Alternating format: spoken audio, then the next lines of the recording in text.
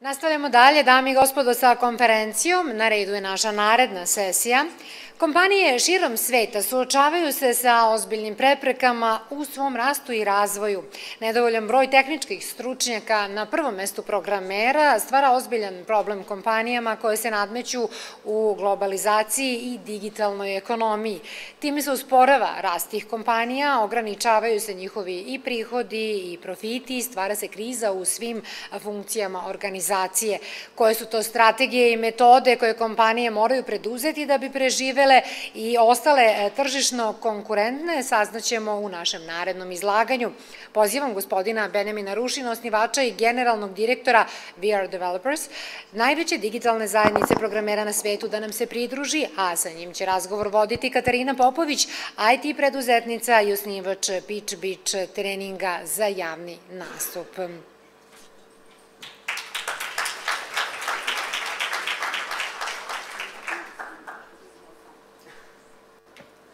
Working? Great. This is your clicker. Hi everyone, I heard you had a party last night, so we'll try to keep it fun and light, but this is not a light subject. I'm really glad to be here on stage with Benjamin. And you know this song by James Brown that says, "This is the man's world"? Well, I have a little adjustment to propose. I think this is the developer's world. And there's two sides to that world. Of course, there is the we are not developers, other side, and then again, there's developers. And both sides have issues. Like developers are puzzled to be in the spotlight right now, and they're entering all industries. Aside from IT, they're entering media and communications and automotive, and you name it. With the rise of Internet of Things and artificial intelligence, they're entering all industries. So we need a map for that world. And also developers would need a better, I guess, adjustment to their needs. So I give you Benjamin with his presentation, and then we're going to continue with the talk. Thank you. Do you want me to stand up? Or? Yeah, I think whatever is easier for you. So, thank you very much for hosting me here at this conference. Also thanks to the City of Vienna for giving me this opportunity to speak here today. I read a posting from a friend of mine this morning who wrote something on Facebook that really made me think, and he said, every company needs to become a software company. And I think this is basically one sentence that we can use to summarize what we are talking about here today, because digitization requires all companies to develop software and to automate the processes that used to be done manually. So let me take you back to 2015, which is where We Are Developers really began. At the time I was hosting events for young professionals for high potential and connecting them with companies. And we were approached by some of our sponsors. These were financial institutions, telecommunications companies, media companies, who told us, listen, these young professionals, they're nice, we need them. It's great that you're doing these events, but what we really need is developers. And we're having real problems finding these developers. So what we did is we looked at the market. We looked at the Austrian market. We're based in Vienna, and we had a look at where are developers based. How, as a company, can you get in touch with developers? And what we found is that it's really hard to get in touch with them. We saw that the places where developers go are little meetups. These are little informal meetups, groups of people, 5, 10, 20 individuals who get together, eat pizza, talk about a certain topic, and don't really allow companies to participate at these events. So what we said is, why don't we do a conference where we connect IT employers, banks, financial institutions, telecommunications companies, any organization with these young professionals who are developers, who are tech talents, who are writing and building the code that our companies will use in the future. So basically we got in touch with over 150 different meetups all across Europe, also in Serbia and Bosnia and Croatia, and we hosted the first We Are Developers event in Vienna with 300 people. 1 year later, 2016, we hosted the next conference with 600 people. 2017, in May, we hosted the event with more than 4,000 people from 50 countries. And right now, we're preparing the We Are Developers Conference 2018, which will connect more than 8,000 individuals from more than 50 countries. And basically is one of the largest developer conferences in the world. So what I want to talk to you about is really the experiences that we have made in working with companies and the reasons why companies are having such a hard time recruiting the developers that they need. So when we hosted our first event, we didn't really give the companies that were at the event in order to recruit developers any guidelines. So we just told them, you can have a booth, you can hold a talk, you can do whatever it is you do, and we expect that you know what we're doing. It turns out we were wrong. They did a really, really awful job, most of them. So we started talking with the recruiting departments, we started talking with the companies and finding out what was going wrong. So I think an important thing you need to do when you're trying to hire developers, and in Austria we have over 5,000 open positions for developers right now. You need to understand who are developers. So developers are people who are logical thinkers, typically highly intelligent, they write code, they have a mathematical mindset, and they're specialists. And specialists want to communicate with other specialists. Developers want to talk to other developers. Developers do not want to talk to generalists.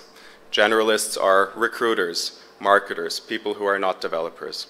So one of the big learnings that we had is that one of the main problems that companies have in recruiting developers is that the department in the company that has the task of recruiting is staffed with generalists, the human resource department. Typically, the CIO or the CTO, who's usually a guy, and who needs the developers, say he needs 100 developers in his department, writes up job descriptions and takes these to the HR department.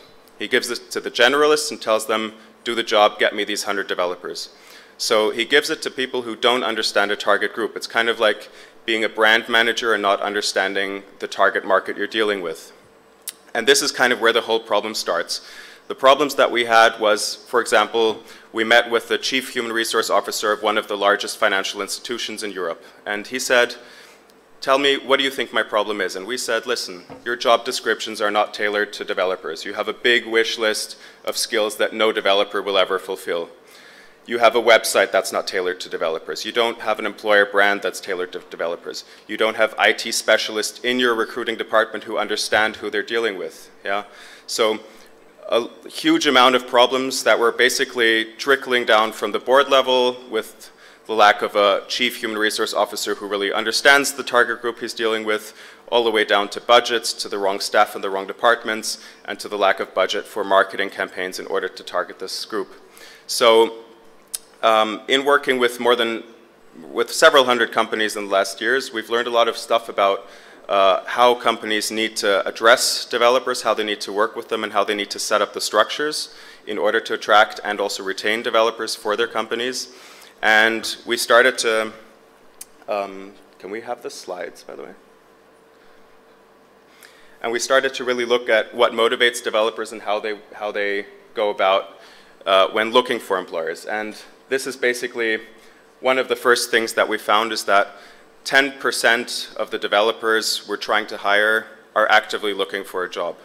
But 60 to 70% are not actively looking for a job. They're open to new job opportunities, but they're not actively looking for a job. What does this mean? This means they do not go to career fairs. They do not go on job boards where we usually post our jobs. They do not go to the events where we would usually go to hire developers. So the big challenge for companies is to create content and create content on the right platforms in order to catch the attention of the developers who are currently in positions employed in companies who are not actively seeking for a job, but who are open to new job opportunities. And this is where the problem begins, because what we realized is that developers are in such high demand that they're receiving emails and LinkedIn messages and postings from recruiters, from headhunters, from all kinds of people who are looking to hire developers on a daily basis. And what this means is they start to shut down. They start to delete their LinkedIn profiles. They start to remove their email addresses and phone numbers from online websites. And they start to really keep a distance to the companies that are trying to recruit them. And if you're a developer, you'll be getting, and if you're a good developer, you're getting 10, maybe 15 job offers on a daily basis, and it starts to become very annoying. So basically what we did, besides hosting the We Are Developers conference, is we said, there's such a high demand from the companies to recruit developers, there's such a high demand from developers to get jobs that really pay well and give them the stuff and the requirements that they need. Why don't we take this business model of connecting companies with developers and do it all year long? Not in one place, not on one day, but all year long. So what we did is we created a career platform. basically, developers register on this platform. They tell us what their skills are. They tell us what they want from their employers. They tell us where they want to work, and they tell us how much they want to earn in terms of salary. And what we try to do is we try to create a perfect match between developers and companies. So the promise we make to developers is we tell them, we're never going to send you job offers that are not interesting for you. We're never going to send you companies that are not interesting for you. What we promise to you is we're only going to send you jobs that are absolutely relevant to what you're looking for. And we're only going to connect you with companies once you give us your approval. So basically, developers register on our platform. They tell us what they want. On the other hand, we have companies that give us their jobs, and we only really select the best employers. So we have a lot of criteria that employers need to fulfill in order to be able to use our platform in terms of salary, company reputation, company culture, flexible working hours, all of the things that developers want. And then we connect the two. But the crux of the whole thing is the developers don't see the jobs and the companies don't see the developers up until the point where there's a match.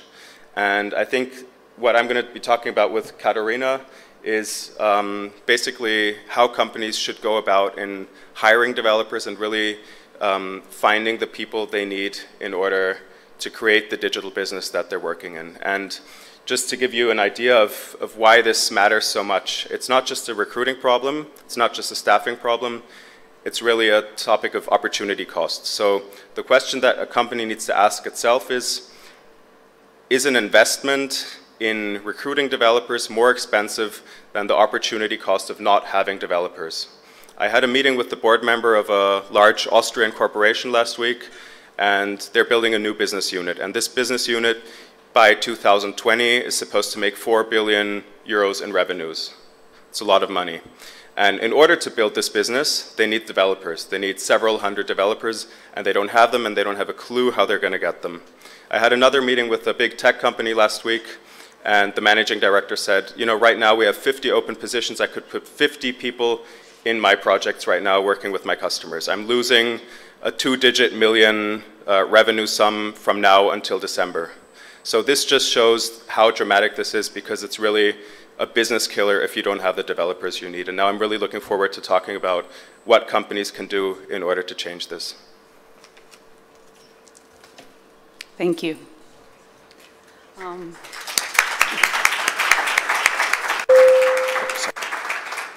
Well, this is definitely a burning subject. So one of the things you mentioned that's very interesting, one thing is finding developers, and then the other problem comes to mind, and that's keeping them.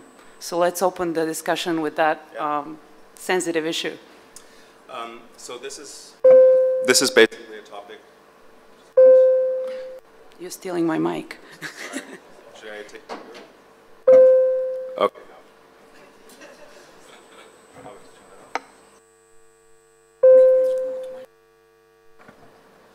Okay. So this is a topic that frustrates the HR departments a lot, because you can do as much employer branding and recruiting as you want. If you don't have the basic preconditions in place, then you're not going to be very successful. So what do I mean by preconditions? If you look at the surveys, for example, Stack Overflow has a very good survey on what developers want. You will find that #1 motivation is salaries. A lot of Austrian companies don't offer the salaries that developers want. A mobile developer in Austria on average gets 55,000 euros before tax. A mobile developer in the US gets double, $110,000 before tax. So this is one of the topics. It starts with the salary. The second thing is developers want a work-life balance. They want flexible working hours. This is always in the top 5 requirements of developers. If your company does not offer this, you're not going to find the best developers.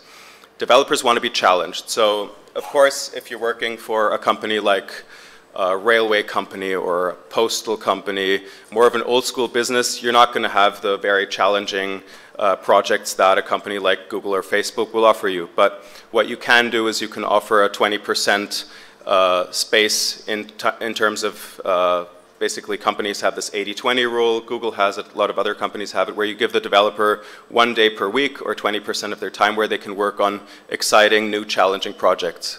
Projects that will basically give them the challenge they don't get in the day-to-day projects that they do. So these are just some of the preconditions that you need in order to keep the developers in your company. And if you look at the surveys and the research done on developers, most developers find their jobs by being referred through their friends or through contacts. So in order to get employees through referrals, you need to motivate your own employees to get other developers into your company. And in order to do this, you need to provide them with an environment that they really enjoy working in.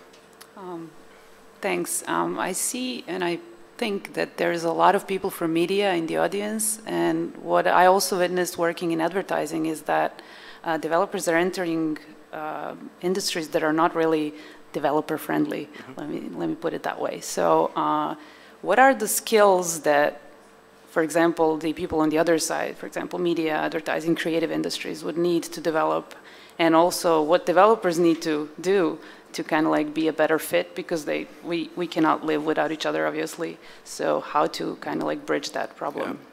Yeah. So one of the very big problems that you're addressing is the fact that you don't just need the developers in your company, you also need the people managing the developers. I'm not just talking about the team leaders in the IT department or the CIO, CTO. I'm talking about the board members, I'm talking about the people in the other departments who need to have an awareness for the needs and an understanding for the projects that the developers are working on. So one of the things that most companies lack is education programs that allow developers to work with other target groups in the company. So you really need to educate the people in your company on how they can best work with developers. And you need people like business analysts and technical project managers who understand both worlds and are able to translate between the two worlds. And finding these people is challenging. It's sometimes more challenging than finding the developers themselves, but it's a necessary bridge in order to bring the two target groups together. And what do we do with the developers? How do we like offer them like that kind of like bridge? Because like in my career, I kind of encountered maybe like 5 people that I can call creative developers that are like aware of other worlds besides IT. So how do we, I don't know, is that education before you enter the workforce or during, or what's your thoughts on this? Because like, for example, I have read this wonderful thing that City of Detroit has hired a chief storyteller. So basically as a person is going to change the story of the city via digital. So that's a very interesting position, telling me that this person needs to know both worlds. So in that respect, like how do we kind of like nudge developers to be more, to like develop more soft skills?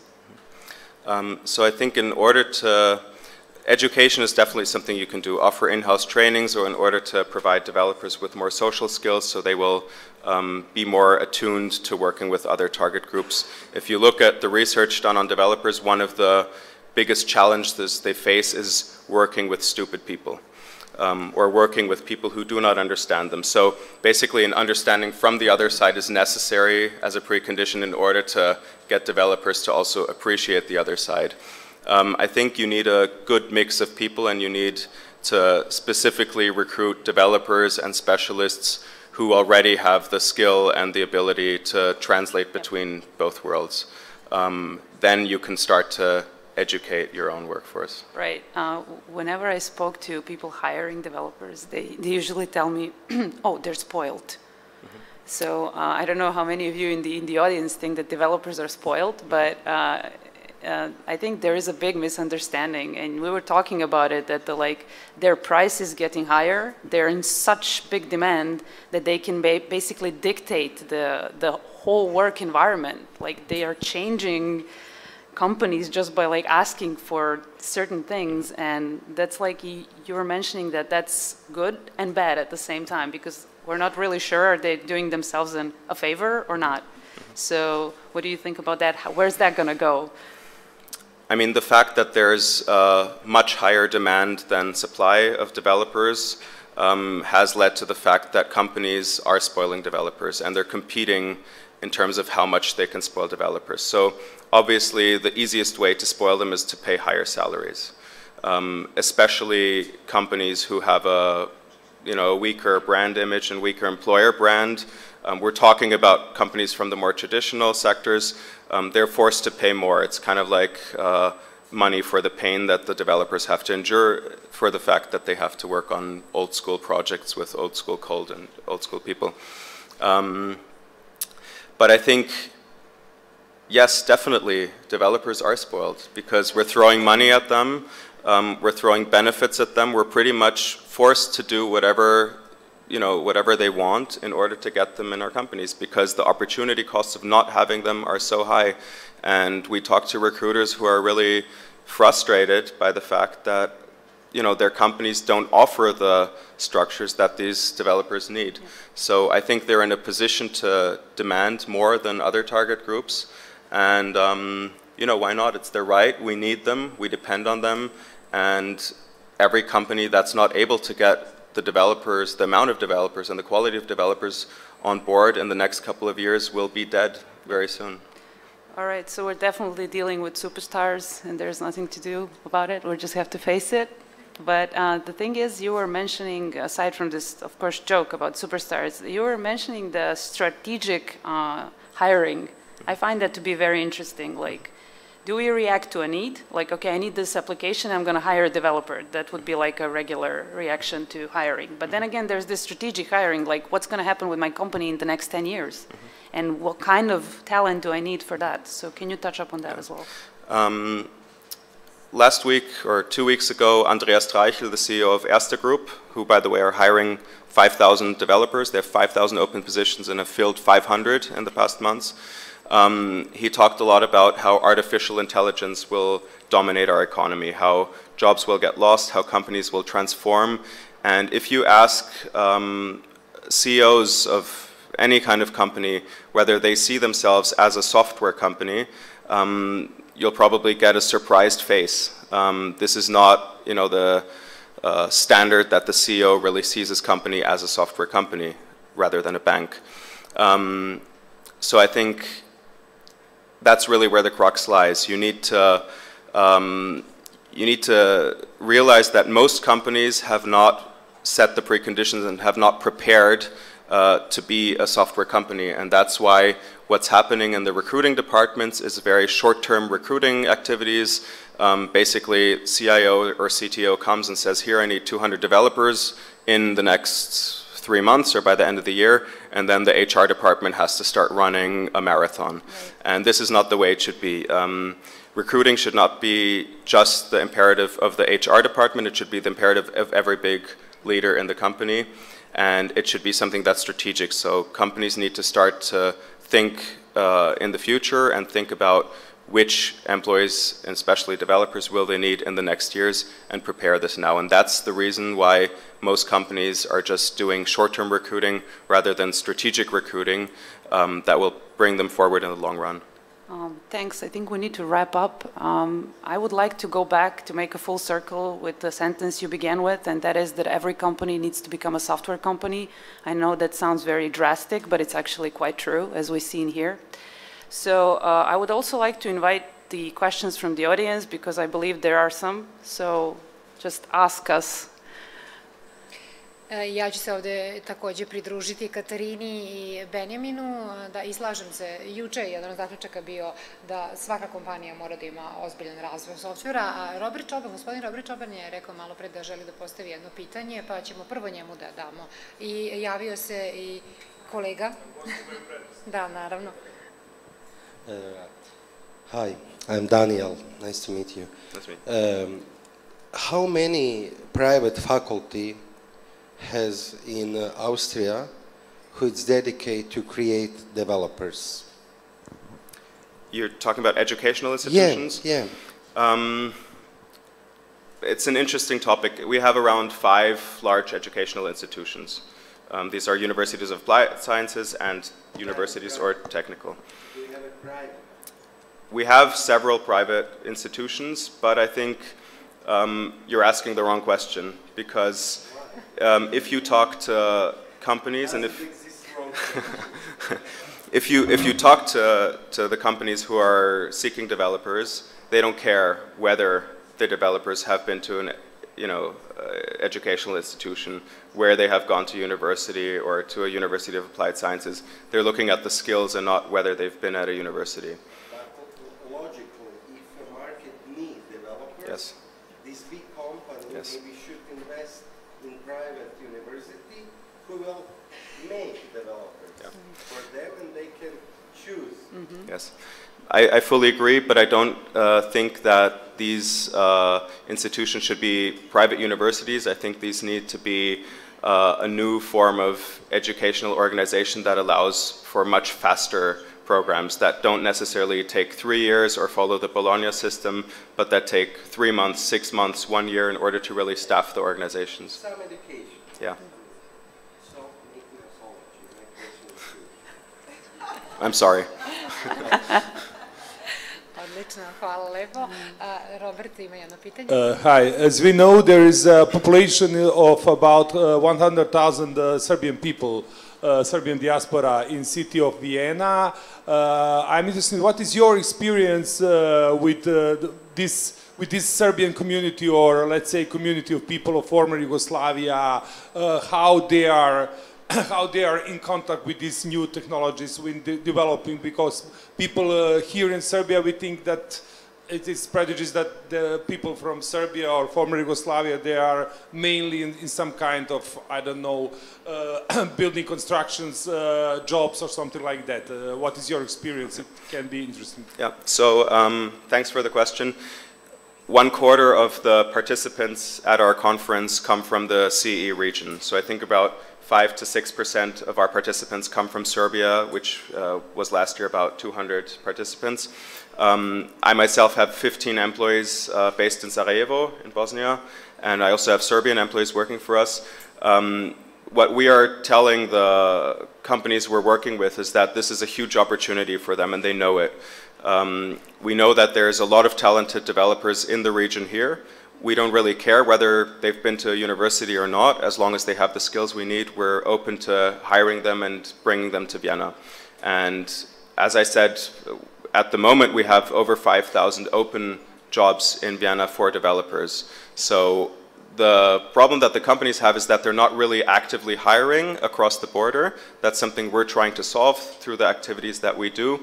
And what we also have is that the MINT target group, so mathematics, IT, natural sciences and technology, have a certain privilege in Austria, which means that if they're not EU citizens, they can get a visa faster than any other target group. So the visa topic is something that we've pretty much solved. It doesn't take a lot of effort to get this done. There are agencies that do this, and we're very open to bringing talents to Vienna and to Austria. So definitely, I don't think there's a perception that people from the ex-Yugoslavian region are just builders or construction workers, not at all.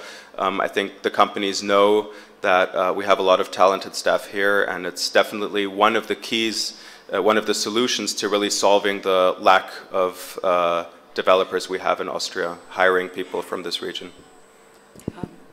Just one more thing. You mentioned also that this is touching upon the visas and the lack of developers, for example, European Union. So I guess we talked about that this push for new people is going to change the whole, like, I don't know, country regimes and visas and employment and stuff like that. So I guess this is one of the parts you're also pushing for change in the way our developers. Yeah, so we're actively meeting with politicians. I met our Minister of Education and various other people in the last couple of weeks, and we're really pushing towards lowering the barriers, and a lot has been done, a lot still needs to be done. But pretty much we've opened the barriers and are looking forward to hiring more people from abroad. Great. Imamo vremena za još jedno kratko pitanje. One more question. My name is Arnold Maoz from Israel. I'm a publisher and initiative guy. One question. What do you know about machine learning, and what is going to be, how is going to be effect on job, on employees' point of view? So I think what we know is that pretty much any job that can be automated will be automated in the future. I don't think we should expect a lot of this to happen within the next 2 or 3 years, but in the next 10 years, pretty much every routine job, whether it's taxi driver, whether it's waitressing, whether it's the standard routine jobs, will be automated and be done by machines. Thank you, Benjamin. Thank you, Mr. Rušin. Katarina, hvala lepo na razgovoru. Thank you. Ovim ujedno završavamo ovu diskusiju.